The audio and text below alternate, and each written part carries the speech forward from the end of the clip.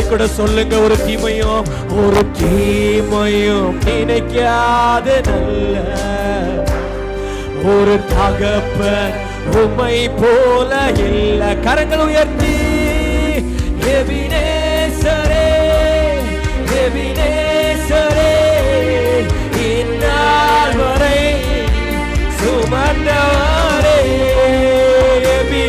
காலோ டிஸ்னே எபினேசரே எபினேசரே என்று எவ்வளவு அதிகமாய் சொல்ல முடியுமோ சொல்லுங்க. உங்களுக்கு இதுவரைக்கும் உதவி செய்தவர் இனிமேல் உதவி செய்யவர் போதுமானவராக இருக்கிறார்.